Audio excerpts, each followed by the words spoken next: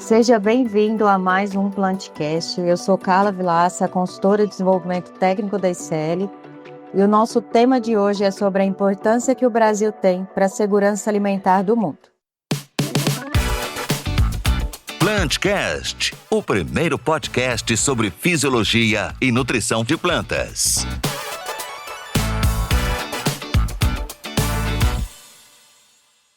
Participa comigo dessa conversa o gerente de desenvolvimento técnico Guilherme Amaral. Muito obrigada, Guilherme, por ter aceito o nosso convite para participar deste Plantcast. Obrigado, Carla. Obrigado, ouvintes. É uma grande satisfação estar aqui com vocês. E, mais importante ainda, trazer um pouco aí desse bate-papo sobre sustentabilidade, produção sustentável, com esse nosso convidado tão especial, que realmente é uma referência no agro mundial. Sim, eu estou muito feliz que hoje quem participa conosco desse Plantcast é o professor Dr. Durval Dourado Neto. O professor Durval é professor titular, ex-diretor da Exalc e hoje coordena, o grupo de políticas públicas para o desenvolvimento de inteligência estratégica espacial no apoio à decisão da interface agricultura e meio ambiente. Muito obrigada, professor Durval. Estamos muito felizes que o senhor aceitou o nosso convite. É uma honra ter o senhor aqui conosco hoje. Eu é que agradeço o convite. Muito obrigado. Professor, e para a gente iniciar a nossa conversa, a gente gostaria que o senhor contasse um pouco da sua história, sobretudo, os estados que o senhor conhece também alguns países.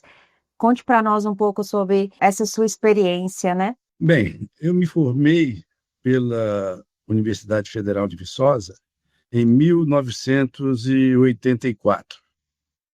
Já em janeiro de 1985, eu ingressei na Codevasf, que é a Companhia de Desenvolvimento do Vale de São Francisco, em Barreiras, na Bahia.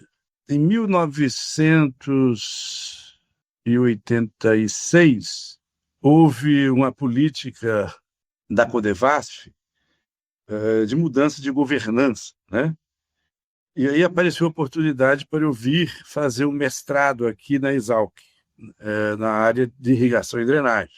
Eu vim, fiz o mestrado. Logo após eu ter terminado o mestrado, em função de eu ter trabalhado com o professor Paulo Leonel Libardi e o professor Klaus Reichert, numa área que mais ligada aí à agricultura de precisão. Então, minha tese de mestrado, ela trabalhou com desenvolvimento de semivariogramas. Então, um professor da Universidade da Califórnia sugeriu para os colegas aqui que eu continuasse nessa mesma linha, e aí eu continuei com o doutorado. Então, logo no começo do doutorado, eu fui para Trieste, que foi a minha primeira viagem internacional para a Itália, que foi no College of Soil Physics, Em 89, houve aqui também uma oportunidade em que eu acabei ingressando no antigo Departamento de Agricultura, aqui da Escola Superior de Agricultura Luiz de Queiroz, da Universidade de São Paulo. Então, basicamente, eu ingressei na universidade, que naquela época era possível, ainda sem doutorado, começando o doutorado, mas só com mestrado. E na oportunidade, eu continuei ainda. O pessoal, em vez de eu pedir demissão, mas eles me deram afastamento, sem remuneração na Codevasf, caso não desse certo, poderia voltar.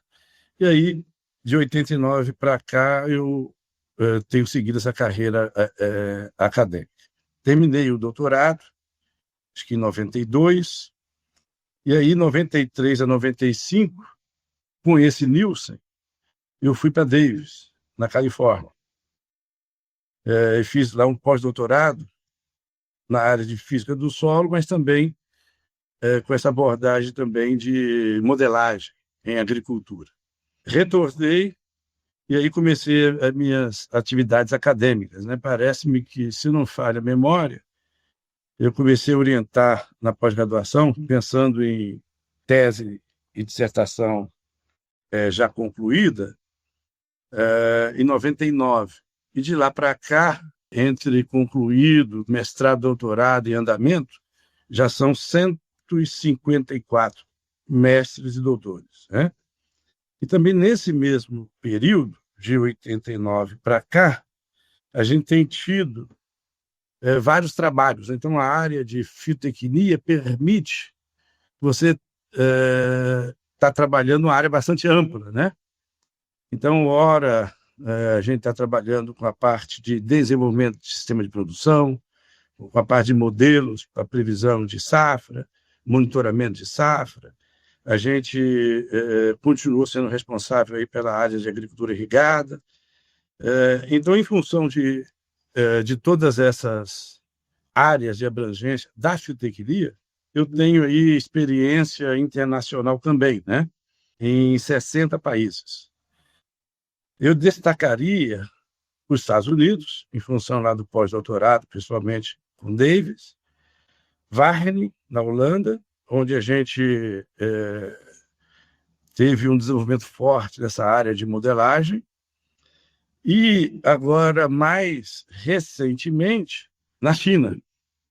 Então, nós estamos agora orientando alunos chineses, e nós estamos, por exemplo, eu devo ir pela 9ª vez para a China, onde eu leciono a disciplina, né?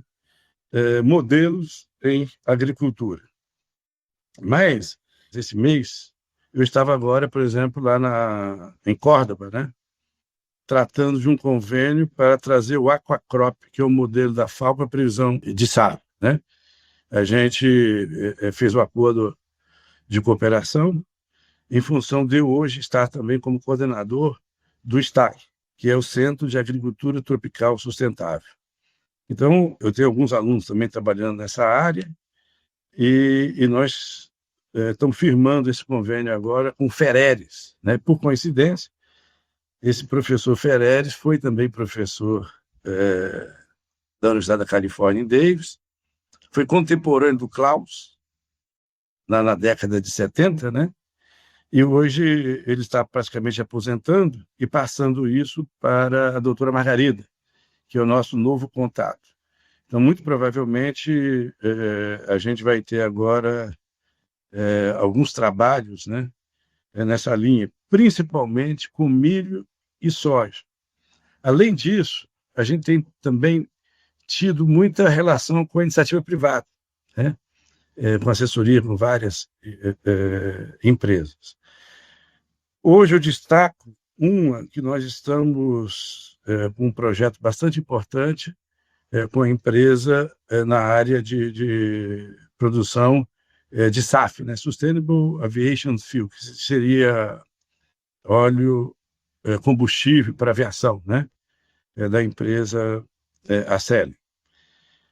Então, a gente tem trabalhado bastante com a iniciativa pública e o privado. Por exemplo, na iniciativa pública, eu destaco hoje 2 projetos que estão em andamento. Um é o projeto Semear, que eu sou o cientista-chefe, e a coordenadora é a Silvia, que é presidente da Embrapa. E também um outro projeto que está junto com a China, que é um projeto temático com soja e com milho, né, com a CAU, China Agricultural University. E a gente tem mais ou menos aí 5 milhões de reais da FAPESP. Então, em função dessa trajetória, com essa abordagem mais ampla, né, na área de fitotecnia, isso permitiu a gente, no final, eu falo que é atender demanda da sociedade. Então, a gente tem essa quantidade aí relativamente grande, né, de mestrandos e doutorandos, e que, ao mesmo tempo, permitiu a gente ter essa inserção internacional. Mas existem outros países, como eu mencionei, porque nós estamos organizando agora o currículo novamente, então eu estou com os números aqui na cabeça frescos, né? Então, são 60 países, 154 orientados. Quanto ao Brasil, também a gente levantou aqui, eu já fui em todos os estados brasileiros, eu conheço todos os estados brasileiros, sem exceção. E a gente tem tido também, no passado e agora, bastante cooperação, né? Neste caso específico, que eu vou mencionar mais o que nós estamos fazendo atualmente, a gente desenvolveu uma plataforma criando um índice de desenvolvimento rural sustentável. Na verdade, nós criamos um índice para objetivamente avaliar a sustentabilidade. Então, isso foi feito por intermédio do GPP, num projeto que a gente chama de demanda tecnológica, junto ao CNPq. Então, chama Projeto Biomas, né? Então, hoje nós temos uma plataforma que calcula um índice que varia de 0 a 1, que avalia os eixos econômico, social e ambiental, permitindo comparar propriedades agrícolas, municípios, estados, regiões. Mas é um índice ainda que é mais utilizável no Brasil, né? Porque no caso do eixo ambiental, a gente tem lá alguns subíndices, como os referentes a passivo de reserva legal e passivo de APP, que praticamente só tem no Brasil, né? Por isso que eu estou falando que é um índice, é como se fosse o IDH da sustentabilidade. Então, se esse valor está próximo de 1, isso significa que é uma situação muito boa, e se estiver próximo de 0, é uma situação muito ruim. Então, nós criamos esse índice como sendo a média geométrica de 3 índices. Então, nós temos o índice econômico, social e o ambiental. A gente multiplica os 3 índices e extrai a raiz cúbica disso. Então, isso aí é o Índice de Desenvolvimento Rural Sustentável. Ambos, os 4 índices, né, o Índice de Desenvolvimento Rural Sustentável, bem como o Índice Econômico, Social e Ambiental, eles variam de 0 a 1, né? E cada um desses índices, o econômico, social e ambiental, tem modelos que caracterizam, né? Por exemplo, se você pegar o caso específico do eixo ambiental, vamos supor que nós estamos falando de APP. Então, a nota é 1 se tiver 100% de APP e a nota é 0 se tiver 0% de APP, né? Então, esse índice é bem simples. No caso da reserva legal, a gente vê para cada, de acordo com o Código Florestal, né, para cada situação, no caso do Estado de São Paulo, a reserva legal é de 20%. Então, se tiver 20% ou mais, é nota 1. Se tiver menos, é nota inferior a 1. Né? Se tiver 0, é nota 0. E a intenção, tal como o IDH, é utilizar o índice calculado de forma com a média geométrica, porque ele é mais rigoroso. Então, não adianta você ser bom no econômico e no social e ser ruim no ambiental, né? Se for 0, o índice de desenvolvimento... Se você tiver nota 0 em um dos índices, na média geométrica, a nota geral vai ser 0, né? No caso da média aritmética, não seria. Isso foi feito também no IDH. Então, a gente se inspirou, né, no IDH, então isso é algo que hoje está sendo bastante utilizado, né? Mas, Carla, eu destacaria, para fazer esse histórico aí, né, de 89 para cá, basicamente formação de pessoal e cooperação internacional na área de pesquisa. Muito bom, professor. Obrigado mesmo aí pela explanação. Então, professor, pela sua trajetória, pelo seu conhecimento em vários países, estados nacionais, né? E a gente deixando de lado um pouco aí os problemas, né? Os desafios extraporteira, digamos assim, como que o senhor vê? Qual que seria o maior desafio hoje para a produção sustentável, né? E que a gente vem trazendo aí no Brasil para os nossos agricultores, quando a gente pensa em produção, tanto larga escala quanto aquele para o pequeno produtor também. O senhor deve ter esse conhecimento aí para compartilhar também. Então, uma mais ampla para a gente ir afunilando até chegar na sustentabilidade. O Brasil, ele possui cerca de 4.677.000 propriedades rurais. E ocupa algo em torno aí de 350 milhões de hectares. Estou falando de ordem de grandeza. Mas de área antropizada, a gente vai ter algo em torno aí de 248 milhões de hectares. Então, essa diferença aí se deve às áreas de preservação nas propriedades privadas, né? Na forma de reserva legal e área de preservação permanente. Desses 248 milhões de hectares, dos 851 milhões de hectares que o Brasil tem, que é algo em torno de 30%, cerca de 74 milhões de hectares de área física é utilizado com agricultura e 174 milhões de hectares é utilizado com pastagem. Essa distribuição, se nós fizermos aqui uma caracterização mais simplificada, porque você sabe que a grande propriedade é aquela acima de 15 módulos. A média é entre 4 e 15, e a pequena é entre 2 hectares e menor que 4 módulos, tá certo? Então, e obviamente a pequena, se tiver só mão de obra familiar, é agricultura familiar. É a pequena com mão de obra familiar. Se nós formos ver a estatística, mas de uma forma mais simplificada, não utilizando esse critério, então vamos chamar de grande produtor aquele que tem mais que 500 hectares. Nós teríamos 1,9% do número das propriedades tidas como grandes, acima de 500 hectares.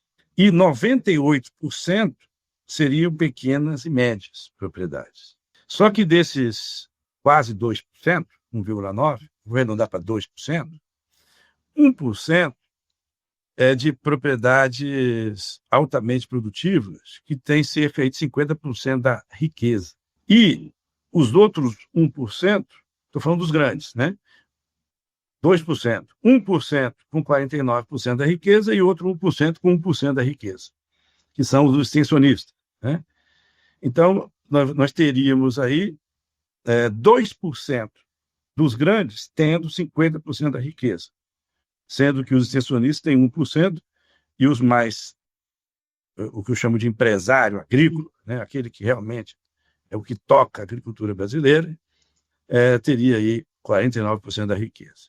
Os médios e pequenos, que seria aí algo em torno de 4 milhões e 400 mil, vamos falar assim, basicamente os grandes, nós estamos falando aí de 2%, né? A diferença seria pequeno e médio.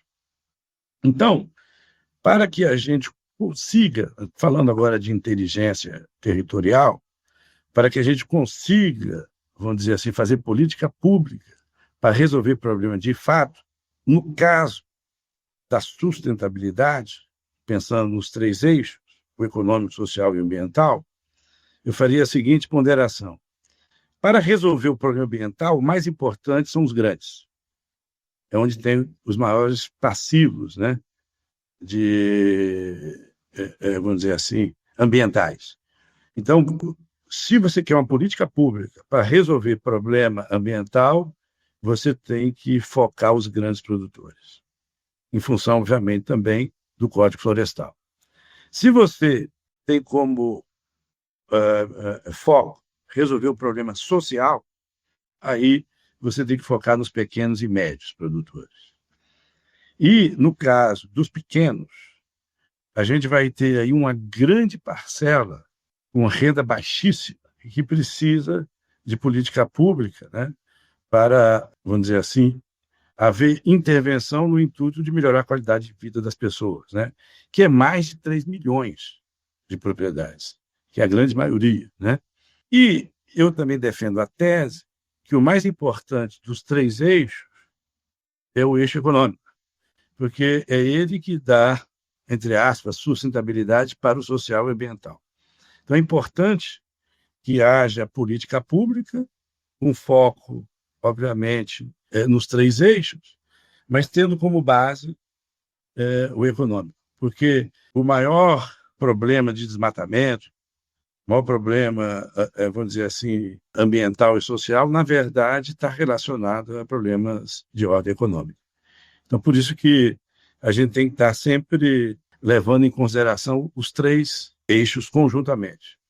Então, para responder a sua pergunta mais objetivamente, a gente precisa, primeiro, estar sempre atualizando esses números, fazendo a caracterização da situação desde a fundiária, mas também relacionados a esses três eixos, econômico, social e ambiental, e fazer políticas públicas específicas, né, para resolver o problema, mas com base em caracterização, porque você só consegue resolver problemas se você conhecer de fato o problema.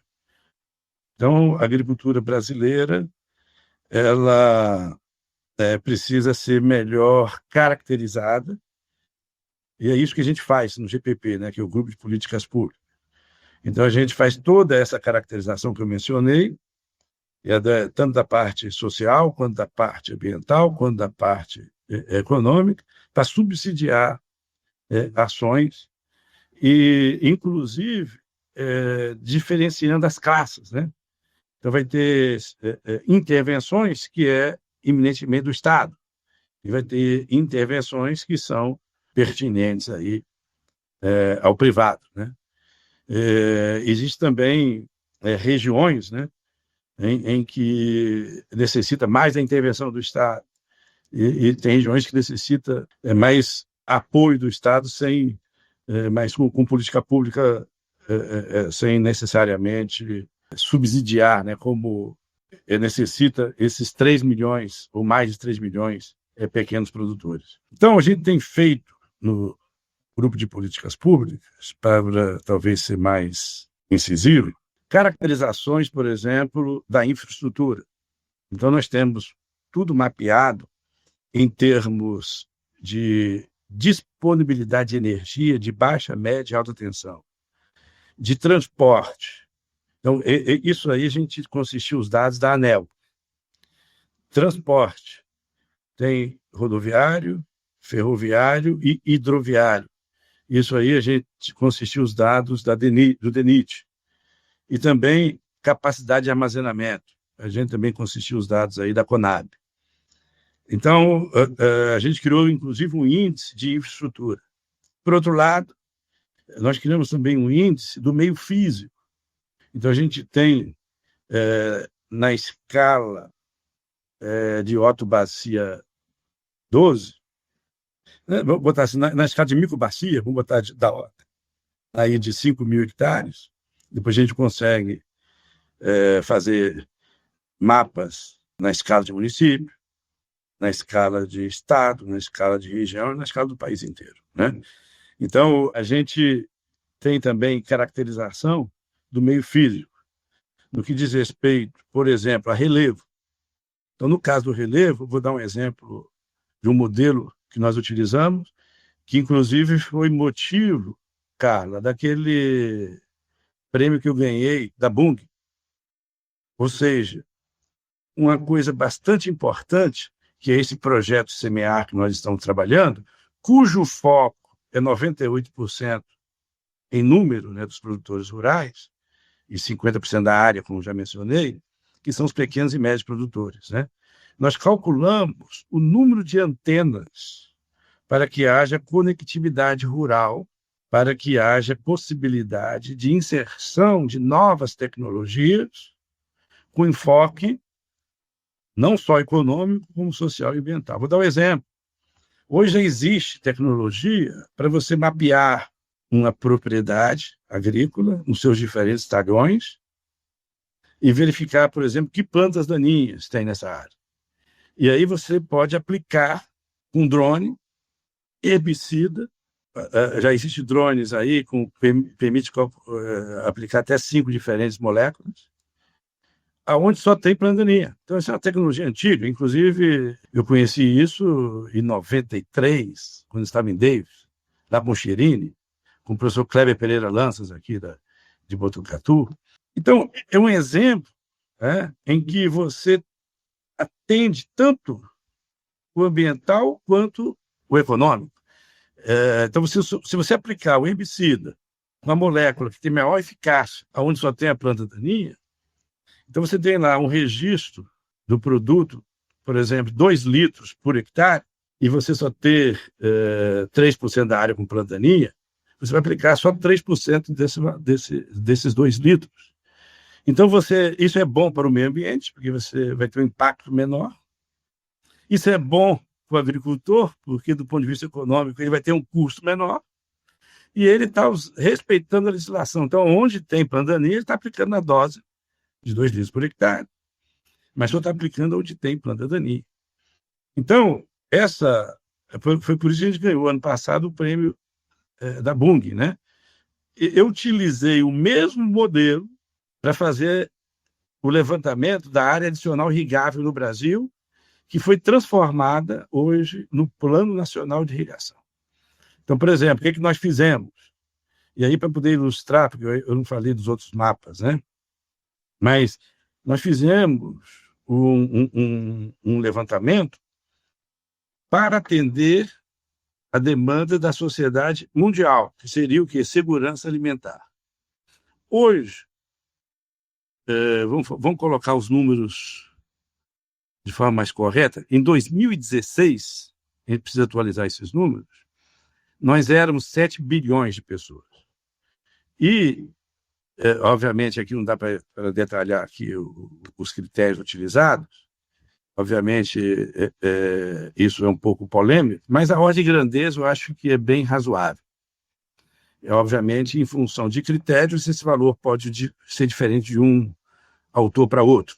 Mas o Brasil suportava 14% da produção mundial, 14% da produção de alimentos no mundo para atender os 7 bilhões de pessoas. Ou seja, objetivamente, nós éramos responsáveis por 14% da segurança alimentar mundial. A gente produz alimento para 14% da população. Isso em 2016, quando tínhamos 7 bilhões de pessoas, quando as Nações Unidas pediu para o Brasil produzir alimentos para mais 1 bilhão de pessoas em 2050. E nós passaríamos, em 2050, a alimentar 2 bilhões, 1 bilhão mais 1 bilhão, de 9,8 bilhões de pessoas. Então, nós subiríamos de 14% para 20%.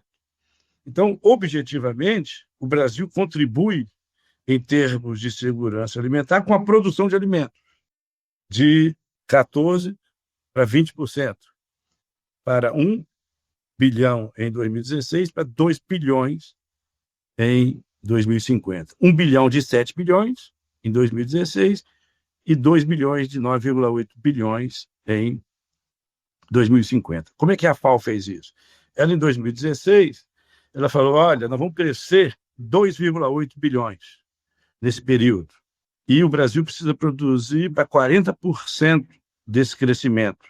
Então, 40% de 2,8 bilhões é um pouquinho mais que 1 bilhão. Então, a gente arredonda para 1 bilhão.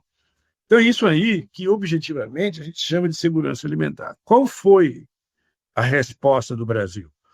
O Ministério da Agricultura pediu que nós fizéssemos um estudo para atender essa demanda de segurança alimentar para o mundo. Aí eu estou falando tudo isso para dizer, Guilherme, os outros mapas. Então, nós utilizamos os mapas de infraestrutura, nós utilizamos os mapas do meio físico, e aí nós calculamos evapotranspiração potencial a cada microbacia de 5.000 hectares para diferentes espécies, para feijão, para milho, para arroz, para cana-de-açúcar, etc.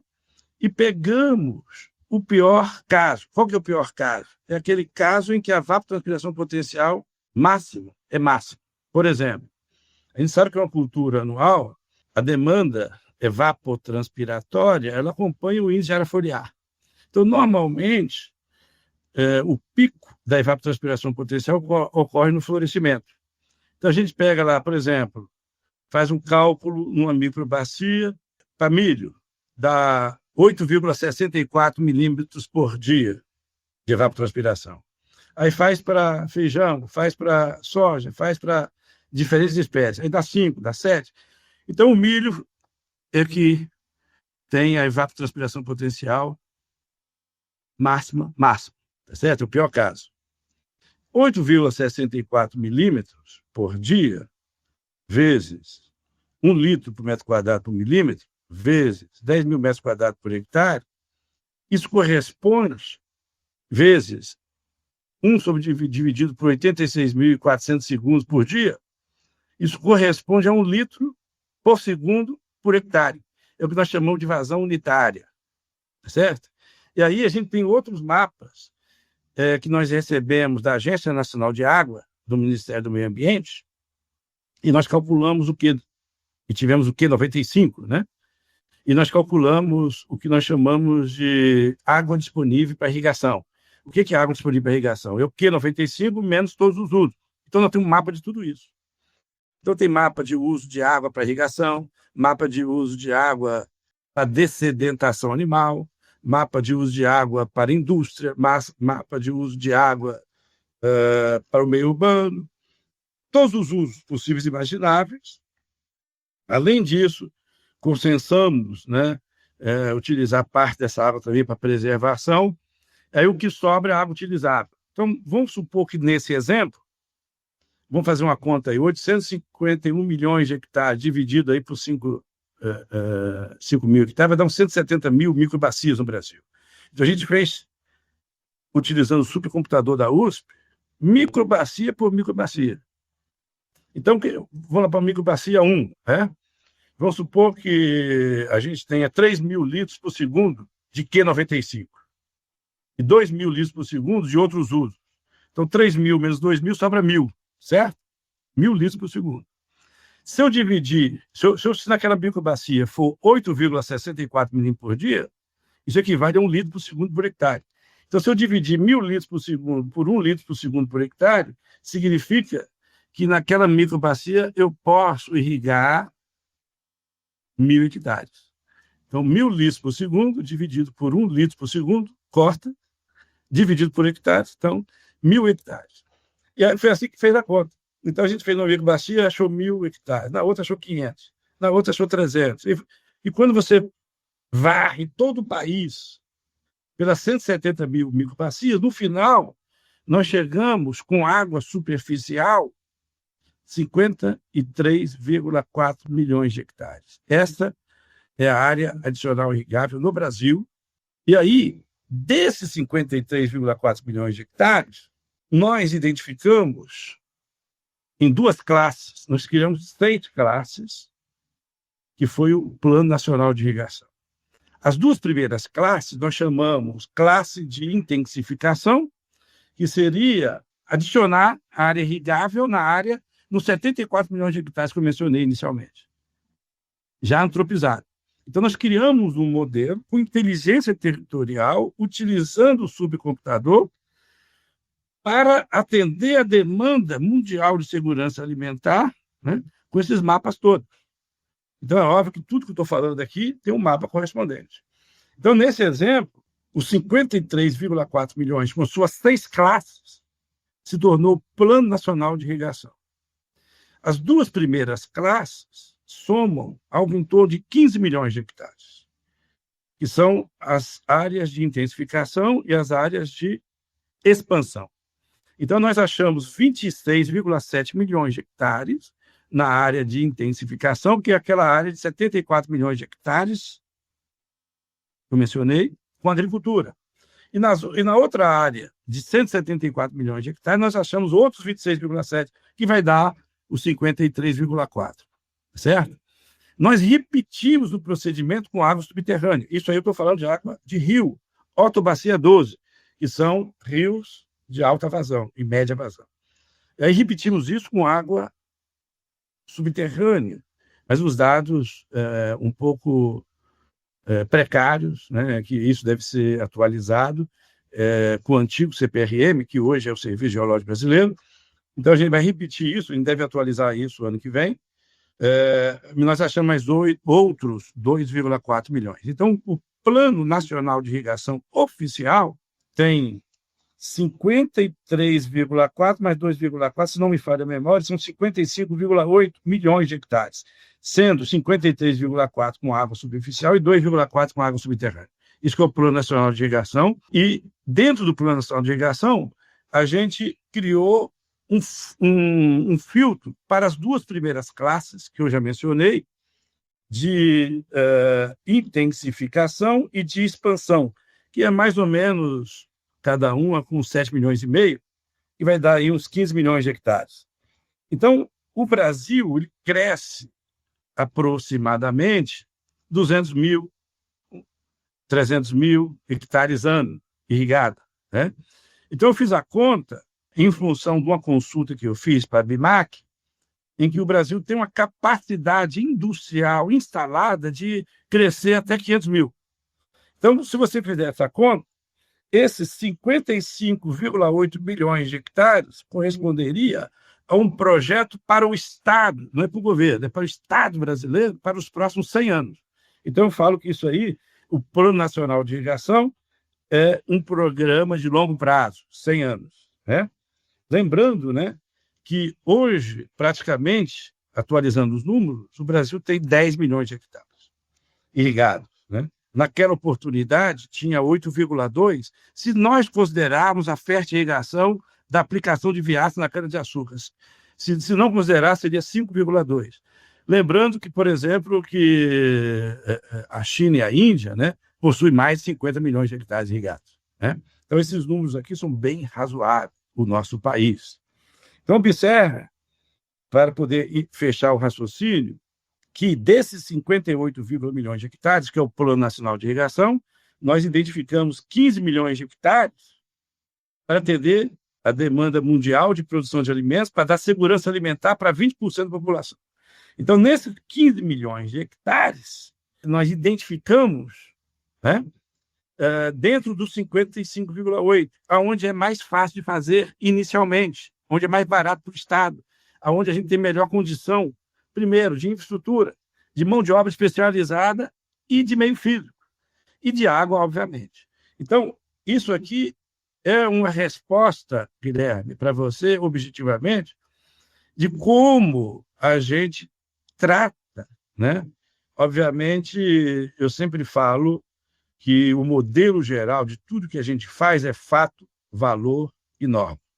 O fato representa a realidade, o valor é como a gente enxerga a realidade, e a norma é consequência do valor dado ao fato.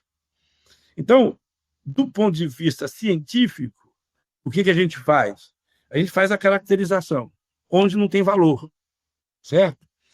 Agora, quando a gente vai propor alguma solução para a política pública, obviamente, todos nós temos valores diferentes. Então, para que haja, no final, uma possibilidade de consenso, o que a gente faz? A gente trabalha com diferentes cenários. Então, fala o seguinte, olha, no cenário 1, se nós utilizarmos do Q95, por exemplo, 35% da água para preservação, a área adicional irrigável seria 75 milhões de hectares.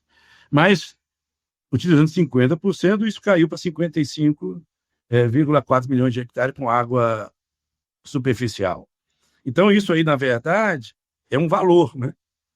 Isso aí foi consensado com o Ministério da Agricultura, Pecuária e Abastecimento, junto com os colegas do Ministério do Meio Ambiente, né? Representados lá pela Agência Nacional de Água.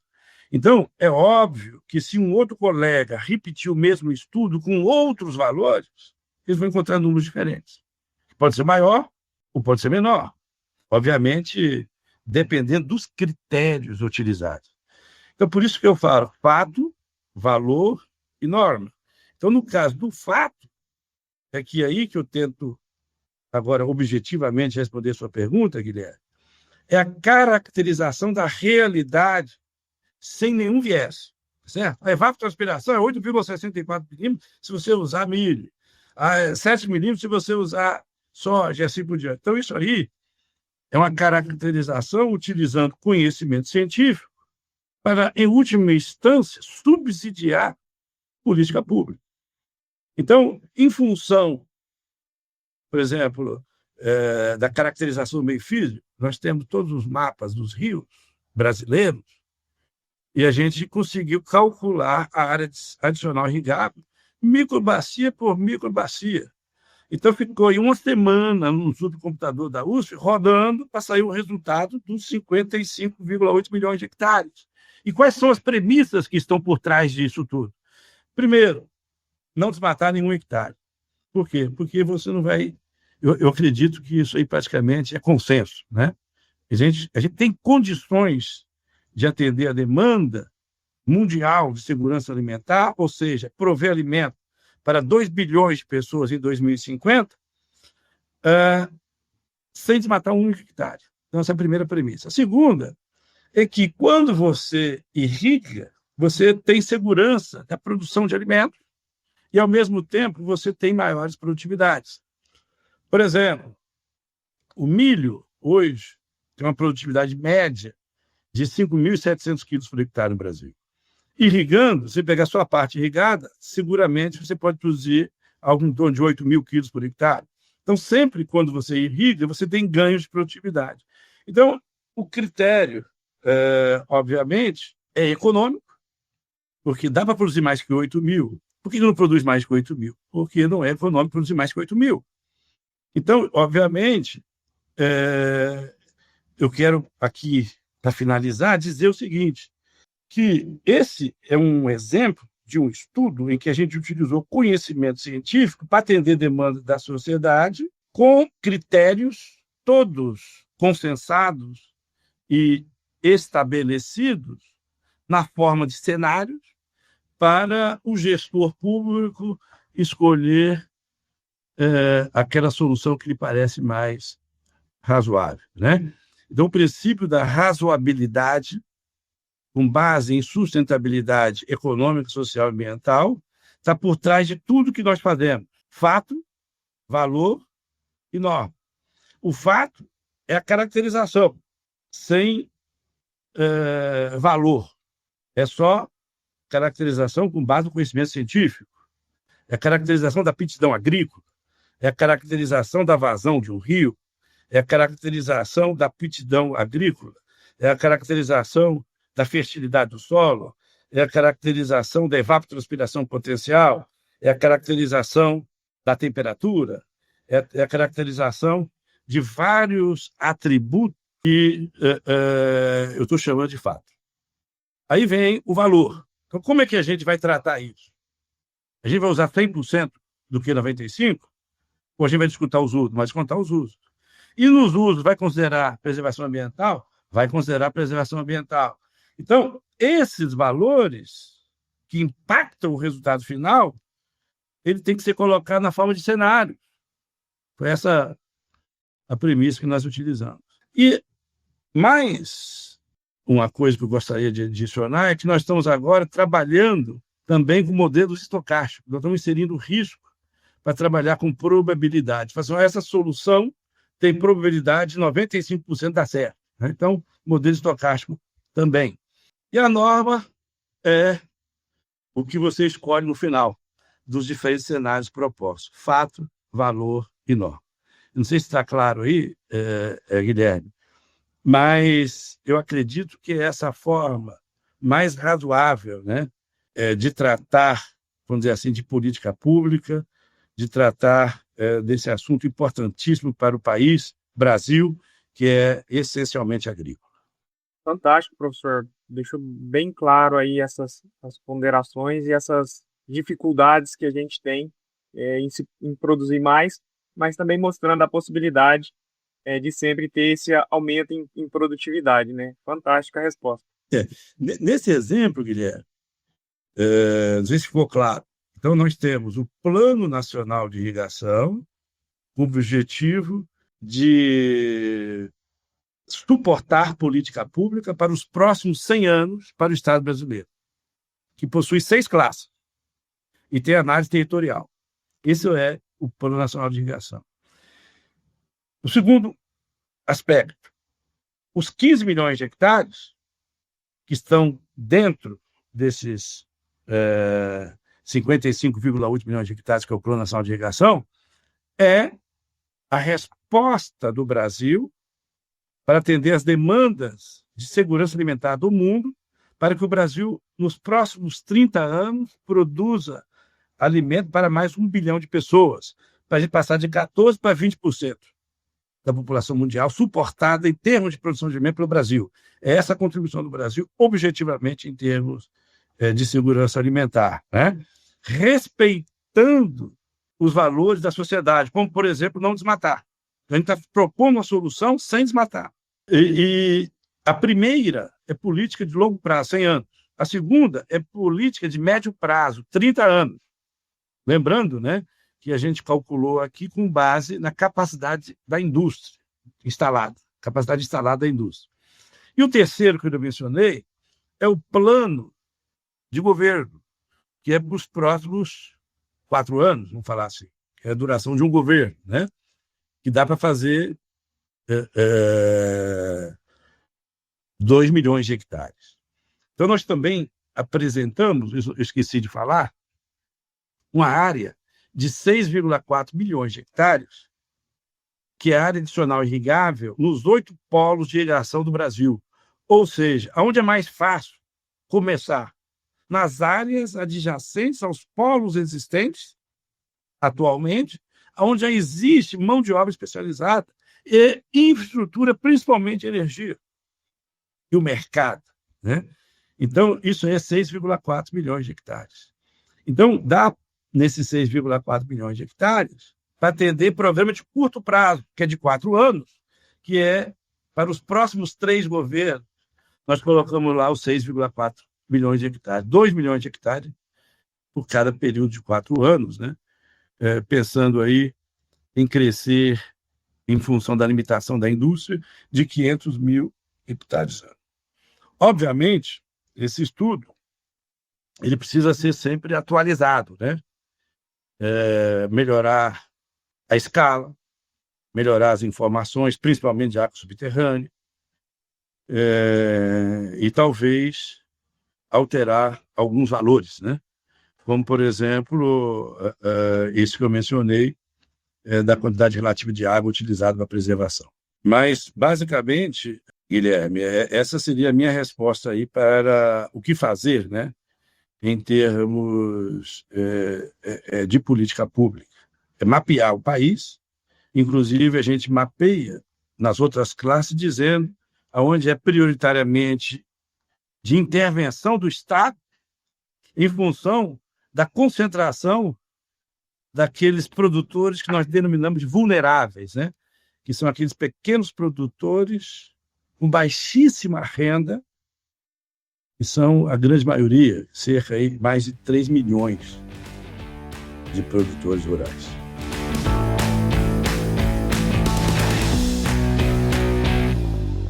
Muito obrigada, professor Durval, por trazer todas essas informações para nós e mostrar, né, por que, né, o Brasil é considerado, então, o celeiro do mundo. De fato, o país ele tem, né, um grande potencial para contribuir com a segurança alimentar, e o senhor trouxe essas informações brilhantes para nós. Muito obrigada mesmo. E eu tenho orgulho em dizer, né, que eu faço parte desses 154 alunos que o senhor formou. O professor Durval foi meu orientador no mestrado, doutorado. Eu tenho um orgulho de dizer que eu participei um pouco desse convívio com o senhor, né, que eu tive a honra, né, de aprender um pouquinho com o senhor. E muito obrigada mesmo por compartilhar todas essas informações conosco. Muito obrigada, Guilherme, por participar deste Plantcast com a gente. E agradeço também a você, ouvinte, por disponibilizar seu tempo em estar aqui com a gente e aprender cada vez mais sobre esse grande país e sobre essa grande potencialidade que é o Brasil para a agropecuária. O Plantcast é uma produção da ICL, Impacto para um Futuro Sustentável.